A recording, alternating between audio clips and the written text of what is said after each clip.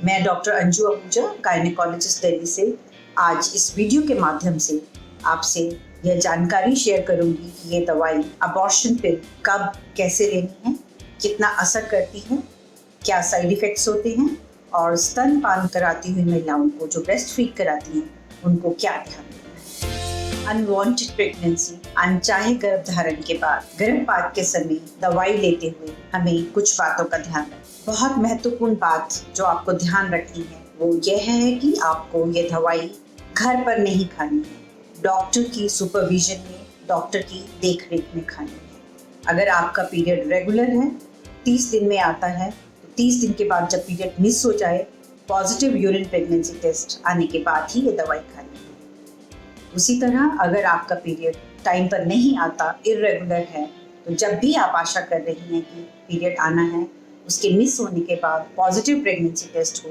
तभी आप ये दवाई लीजिए।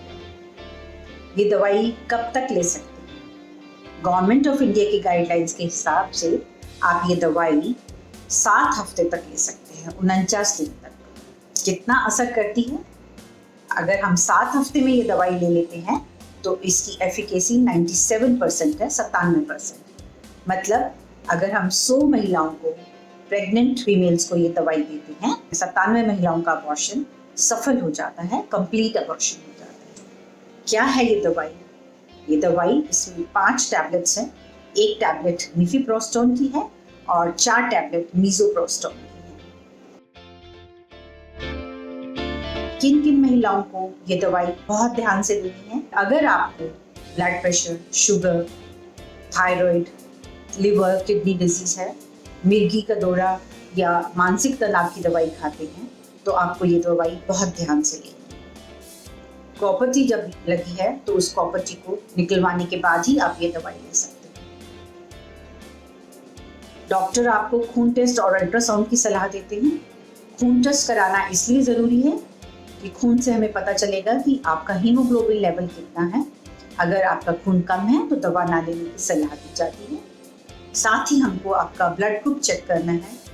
अगर आपका ब्लड ग्रुप नेगेटिव है और पार्टनर या हस्बैंड का ब्लड ग्रुप पॉजिटिव है तो आपको एंटी-डी इंजेक्शन लेने की ज़रूरत पड़ सकती है। ऐसे ही अल्ट्रासाउंड कराना भी बहुत ज़रूरी है। अल्ट्रासाउंड हमें कराना है ये जानने के लिए कि आपकी प्रेगनेंसी 7 हफ्ते की है, 7 हफ्ते से ज़्यादा की नहीं है, और प्रेगनेंसी यूट्रस में ही है, गर्भाशय में है, इंट्रा यूट्राइन प्रेगनेंसी है, ट्यूब में, ओवरी में या एब्डोमेन में प्रेगनेंसी नहीं है, जिसको हम एक्टोपिक प्रेगनेंसी बोलते हैं। क्योंकि अगर ये एक्टोपिक प्रेगनेंसी होती है और आप दवाई खा लेते हैं तो ये घातक सिद्ध होती है। साथ ही हमें यह भी देखना है कि सिंगल टर्न प्रेगनेंसी है, एक बच्चा है, 2 बच्चे या मल्टीपल प्रेगनेंसीज नहीं हैं। अगर ट्विन प्रेगनेंसी या मल्टीपल प्रेगनेंसीज होती हैं तो उस हालात में आपको खून ज़्यादा जाने का खतरा रहता है। अब इस दवाई का लेने का तरीका क्या है? आप जब डॉक्टर के पास जाएंगे, आपको पहली गोली मिफेप्रोस्टोन की पानी के साथ दी जाती है। आप आधा घंटा डॉक्टर के क्लिनिक पर रुकिएगा। आपको हो सकता है उल्टी हो जाए या आपको रिएक्शन भी हो सकता है। उल्टी की हालात में डॉक्टर आपको एक दवाई फिर से लेने को बोलेंगे। इसके बाद आप जब घर आते हैं, डॉक्टर आपको बताकर भेजते हैं कि आम तौर पर खून नहीं आता है पहली डोज से और ना ही दर्द होता है। बहुत कम महिलाएं हैं जिनको थोड़ा सा खून आता है।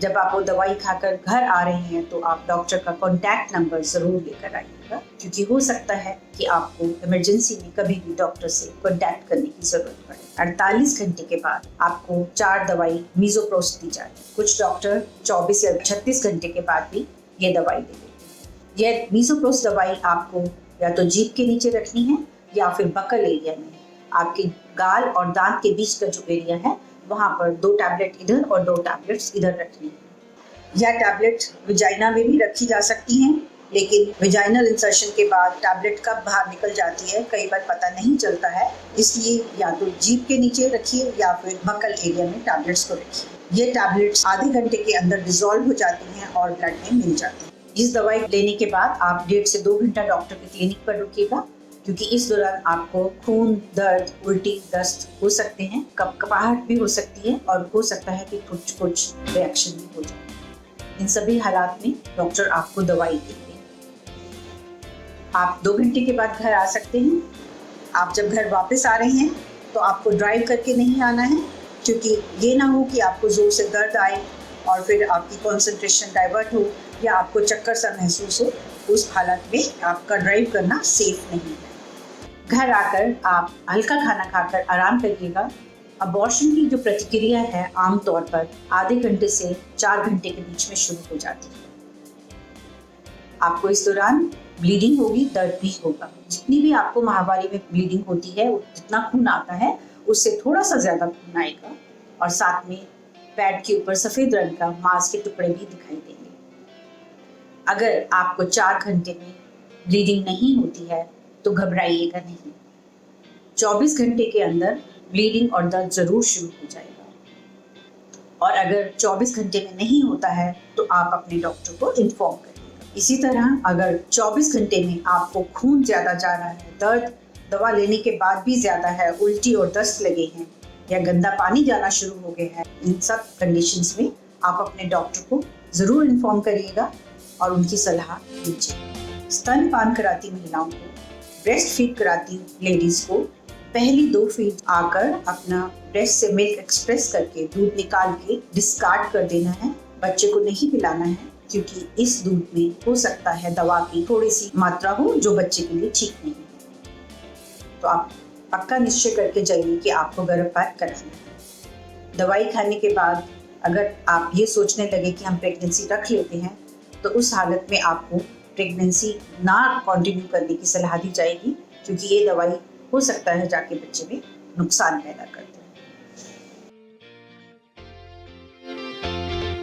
2-3 दिन के अंदर आपका खून और दर्द कम हो जाएगा और जिन महिलाओं को मितली या उल्टी आ रही थी वो भी धीरे धीरे कम हो जाएगी। और इन 14 दिनों में आपको खून 2 दिन आया, 1 दिन आया, 1 दिन बंद हो गया, ऐसे चले। 14 दिन के बाद आपको अल्ट्रासाउंड कराना है। अल्ट्रासाउंड कराना बहुत ज़रूरी है, क्योंकि अल्ट्रासाउंड ही वो माध्यम है जो हमको बताता है कि गर्भपात की क्रिया सफल हुई या नहीं हुई, कंप्लीट अबॉर्शन हुआ या नहीं। और अगर इनकम्प्लीट अबॉर्शन है, अंदर कुछ टुकड़े रह गए हैं जिनको हम रिटेन प्रोडक्ट्स ऑफ कंसेप्शन बोलते हैं, या भ्रूण पूरा ही रखा हुआ है, तो उस हालात में डॉक्टर आपको D&C करने की सलाह देते हैं, डायलिटेशन एंड क्यूरेटाज। अगर कंप्लीट अबॉर्शन है तो आपको डॉक्टर गर्भ निरोधक उपाय, खून बनने की दवाई और मल्टीविटामिन खाने की सलाह देते हैं। अब अबॉर्शन कंप्लीट होने के बाद आपको जो नेक्स्ट पीरियड आएगा वो पीरियड हो सकता है जल्दी या लेट आए, खून थोड़ा कम हो या ज़्यादा। बहुत ध्यान से इंटरकोर्स करना है, कॉन्ट्रासेप्टिव मेजर्स यूज़ करते हुए, कॉन्डोम यूज़ करते हुए, क्योंकि 4 से 6 हफ्ते के अंदर आपको दोबारा से प्रेगनेंसी हो सकती है। जो अगली प्रेगनेंसी होगी उसमें आप बेफिक्र रहिए, कुछ भी प्रॉब्लम नहीं आएगी इस दवाई लेने के कारण। आशा करती हूँ कि आपको ये जानकारी लाभदायक सिद्ध होगी। आप अपने फ्रेंड्स और अपने रिलेटिव से शेयर करिएगा और चैनल को सब्सक्राइब कर दीजिए। Thank you.